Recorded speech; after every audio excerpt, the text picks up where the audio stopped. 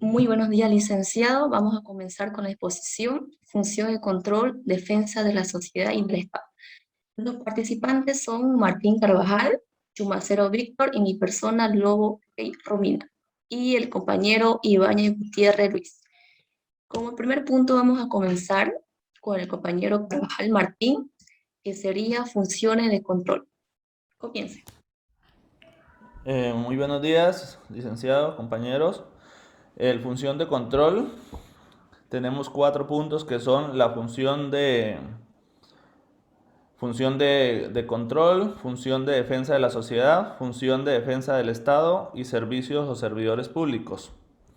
La Contraloría General del Estado es la institución técnica que ejerce la función de control de la administración de las entidades públicas en aquellas en las que el Estado tenga la participación o intereses económicos. Tenemos el artículo 214, que es la Contralora o Contralor General del Estado. Así se asignará por 2/3 de votos del presente de la legislativa plurinacional de la elección requerida convocatoria pública previa a la calificación de la capacidad profesional, méritos a través del concurso público. Tenemos el artículo 215. Para ser designada Contralora o ser designado Contralor General del Estado se requiere cumplir con las condiciones generales de acceso al servicio público, contar con al menos 30 años de edad al momento de su designación o tener el título profesional en una rama afín al cargo, haber ejercido la profesión por un mínimo de 8 años. Tenemos el control gubernamental, tenemos el sistema de control gubernamental interno, tenemos las características de los objetivos de función de control y tenemos los mecanismos de control del Estado.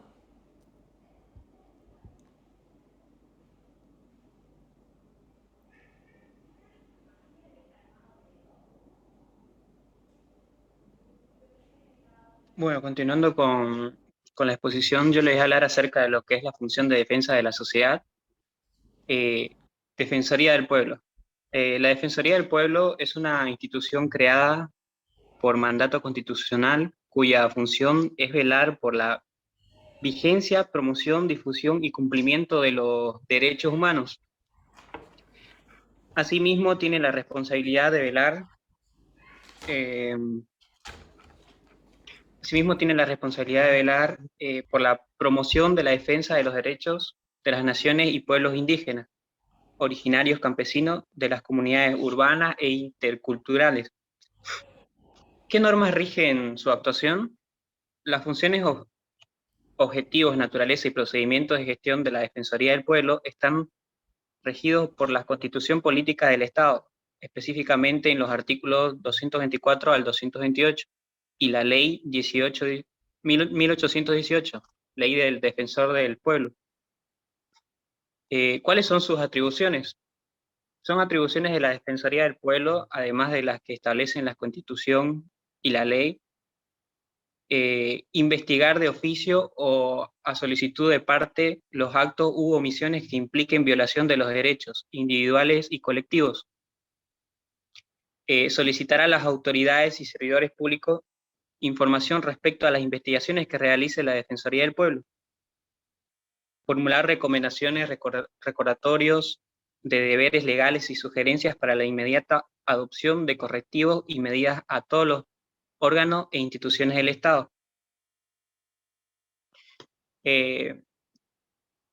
¿Cuál es el marco de actuación de la Defensoría del Pueblo?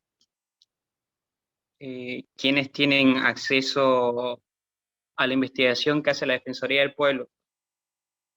Las actuaciones del Defensor del Pueblo o del personal de la institución se desarrolla dentro de la más absoluta reserva mientras no concluya la investigación. La información que en el curso de una investigación aporten los funcionarios a través de su testimonio personal también tienen carácter de confidencial y reservado.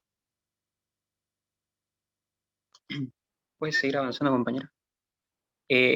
¿Cómo se elige al defensor o defensora del pueblo? es designado al menos por 2/3 de los presentes de la Asamblea Legislativa Plurinacional. La designación requerirá de convocatoria pública previa y calificación de capacidad profesional y méritos a través de concurso público entre personas reconocidas por su trayectoria en la defensa de los derechos humanos. ¿Cuál es su periodo de mandato? La defensora o defensor del pueblo ejercerá sus funciones por un periodo de 6 años, sin posibilidad de nueva designación. ¿En qué circunstancias actúa la Defensoría del Pueblo? Cualquier persona o grupo de personas sin distinción alguna considere que ha sufrido vulneración, afectación o violación de sus derechos, sean estos derechos reconocidos por la Constitución Política del Estado y las leyes nacionales, así como por convenios internacionales o respondan a los principios de organización. Existen conflictos entre la sociedad y el Estado o entre grupos de personas cuyas acciones están afectando o pueden afectar a los derechos humanos de las protagonistas o de terceros. Existan casos de violación de derechos humanos de bolivianas y bolivianos en el exterior, sea por parte de servidores diplomáticos o consultores de autoridades del país donde se encuentran. ¿Qué tipo de denuncias son rechazadas en la Defensoría del Pueblo? Se confirma que la denuncia fue hecha de mala fe, que tiene fundamentos irreales o no existen indicios de que se vulneran los derechos humanos. Perjudica al legítimo derecho de terceras personas. Está fuera de ámbito y de competencia de la ley del defensor del pueblo. Puedes seguir avanzando, compañero, por favor.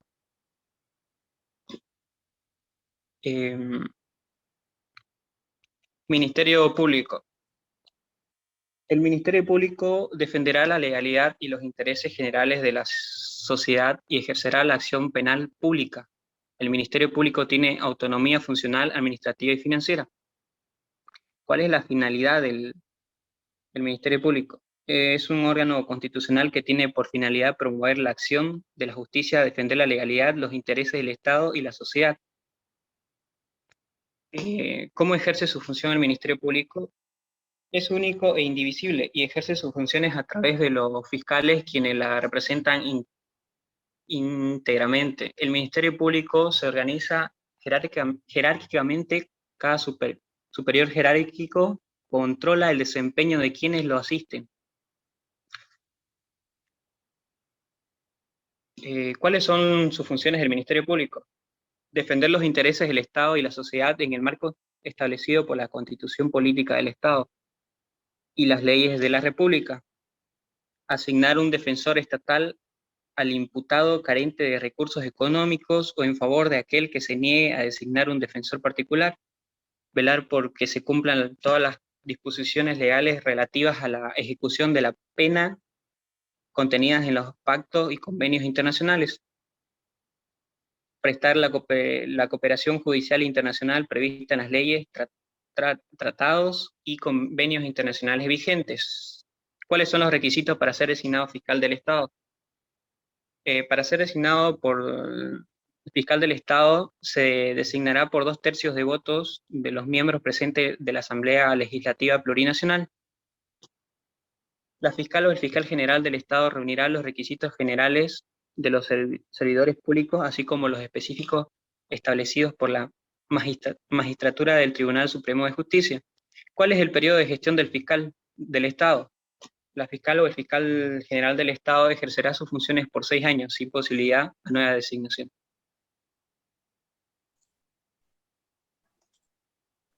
Muy buenas noches, licenciado. Le voy a exponer un poco sobre la función defensa del Estado. Como primer punto, definiciones. Dice en el artículo 229 al 231, la Procuraduría General del Estado.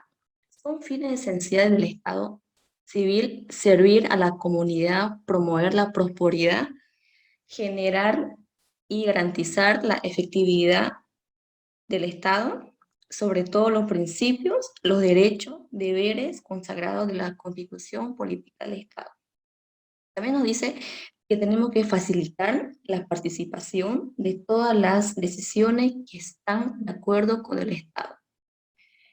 Y tiene que tener participación de todas las decisiones que les puede afectar al Estado económicamente o políticamente.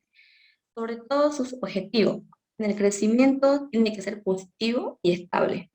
En el empleo público, eficiencia en utilización de recursos y estabilidad, evitar la inflación o deflación. En el equilibrio exterior, balanza comercial y de pagos adecuados. Y su función más importante del Estado tiene que ser garantizar la estabilidad económica del Estado, garantizar los derechos de los ciudadanos y garantizar el suministro de bienes y servicios. Y sobre todo, facilitar la información a las personas.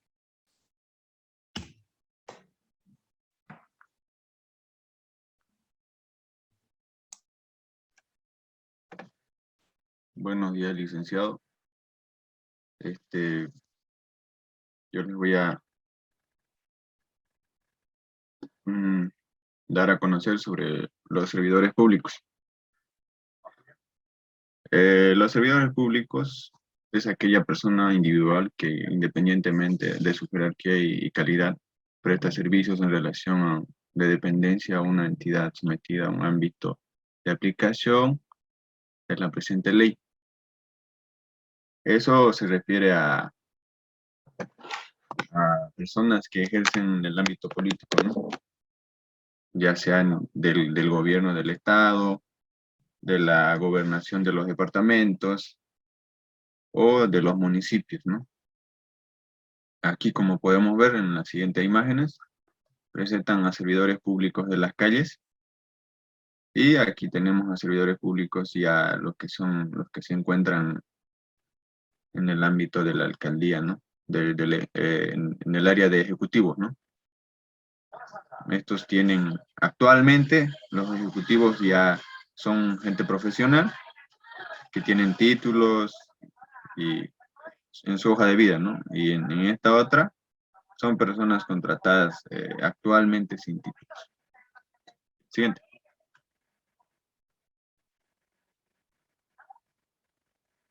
Servidor público. Aquí en el capítulo 1, en base a disposiciones generales. Se maneja en base a 3 artículos, ¿no?